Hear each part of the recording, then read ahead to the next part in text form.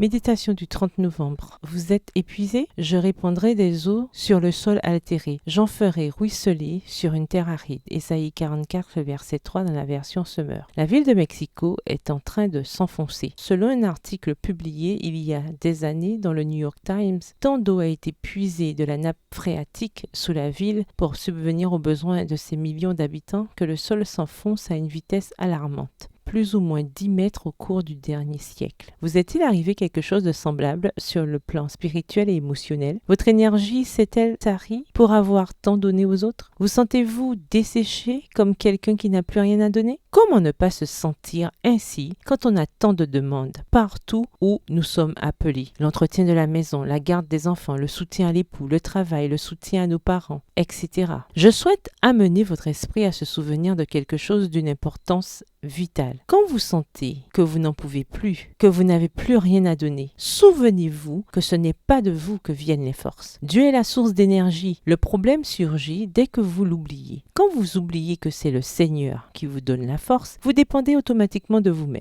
C'est là que vous commencez à reconnaître que vous êtes en train de vous vider. Ne le sais-tu pas? Ne l'as-tu pas entendu dire? Le Seigneur est Dieu de siècle en siècle. Il a créé la terre d'une extrémité à l'autre. Jamais il ne faiblit, jamais il ne se lasse. Son savoir-faire est sans limite. Il redonne des forces à celui qui faiblit. Il remplit de vigueur celui qui n'en peut plus. Ésaïe 40, les versets 28 à 29 dans la version Bible en français courant. Vous vous épuisez quand vous ne déposez pas votre fardeau, quand vous décidez de marcher seul, éprouvant ainsi votre résistance jusqu'à défaillir. Et vous vous évertuez à effectuer des tâches interminables. Vous vous épuisez parce que vous n'écoutez plus la voix de Dieu qui vous dit « Décharge-toi de ton fardeau sur moi et je te soutiendrai. Remplissez la source de votre cœur de l'eau qui coule du trône même de Dieu. Alors vous reprendrez des forces. » Lors d'une retraite spirituelle, une personne marchait parmi les gens, une Bible et un seau à la main. On comprend pour Bible. Mais pourquoi un seau? Quand je lui ai posé la question, souriante, cette personne a répondu en me montrant une fêlure dans le fond. Le seau me rappelle de prendre toute l'eau vive que je peux. L'eau fuit, comme elle fuit de moi. Ce qui me rappelle que je dois toujours aller en chercher auprès du Seigneur. C'est ce que j'aimerais que vous fassiez aujourd'hui. Allez au Seigneur. En lui se trouve la force qui vous manque. Bonne journée, que l'Éternel vous bénisse.